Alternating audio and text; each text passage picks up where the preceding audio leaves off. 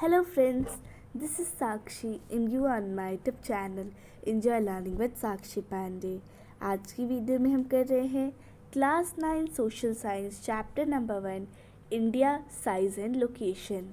पिछले वीडियो में हमने इस चैप्टर को समझा था और आज की वीडियो में हम करने वाले हैं इसके NCERT questions. Okay, so the first question is multiple choice. The tropic of cancer does not pass through, यानी ट्रॉपिक ऑफ कैंसर जो है वो पास करता है इंडिया से, हमने पढ़ा था उसके बारे में। तो वो इन चारों में से किस स्टेट से पास नहीं करता? So the answer is B, Odisha. Next, the eastern most longitude of India, यानी इंडिया जो है उसका ईस्टर्न मोस्ट लॉन्गिट्यूड का क्या वैल्यू है? So we know it is 97 degree 25 east. Next, Uttaranchal, Uttar Pradesh, Bihar, West Bengal and Sikkim have common frontiers with which of the following countries? So the answer is Nepal, because सबकी boundary से touch होता है the country which is Nepal. Next question देखते हैं। If you intend to visit Kavaratti during your summer vacations, मान लीजिए आपको summer vacations में कवरत्ती विजिट करना है, तो आप इंडिया के किस यूनियन टेरिटरी में जा रहे हो? तो हम जानते हैं कि कवरत्ती कहाँ है, लक्षद्वीप में, तो answer will be also Lakshadweep.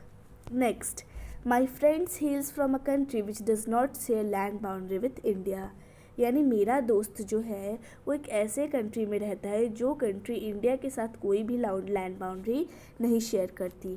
तो हमें उस कंट्री को पहचानना है। तो जो भी इंडिया के बॉर्डर से टच नहीं होता that is his country.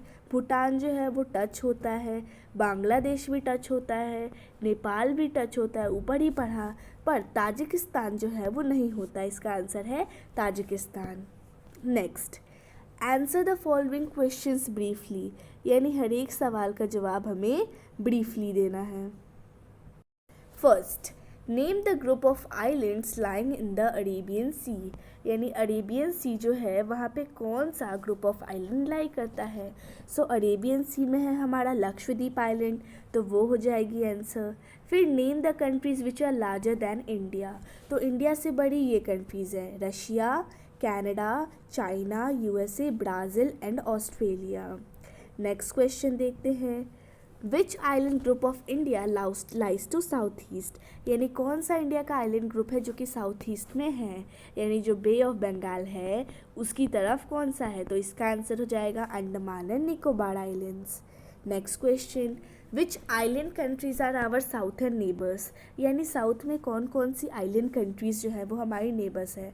So the answer is Maldives and Sri Lanka. Next question, the sun rises 2 hours earlier in Arunachal Pradesh as compared to Gujarat in the west, but the watches show the same time. How did this happen?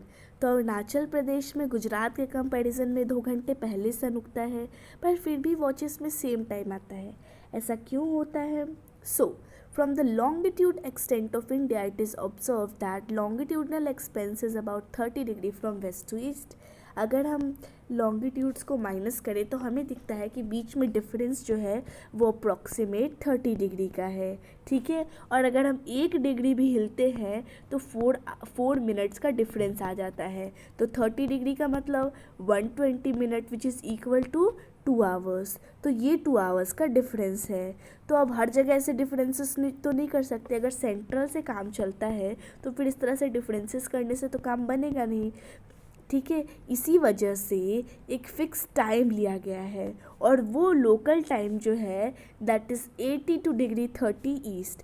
यहाँ का जो time है उसी को पूरे country का standard time माना गया है, ठीक है। Next, the central location of India at the head of Indian ocean is considered a great significance. So how this is possible, we have to write and why this happens. So the central location of India at the head of the Indian Ocean is considered of great significance because it has given India a strategic advantage due to the trans-Indian ocean routes which connect the countries of Europe in the west and countries of East Asia. This also helps India to establish close contact with West Asia, Africa and Europe from the western coast and with the southern and East Asia from the eastern coast. The vast coastline and natural harbors have benefited India in carrying out trade and commerce with its neighboring and distant countries since ancient times. It has given India a distinct climate than the rest of the Asian continent. No other country has such a long coastline on the Indian Ocean as India. It is India's eminent position in the Indian Ocean which has given the name of the ocean after it. So in this manner we have completed all the question answers. So wish you like the video. Thanks for watching the video. Thank you.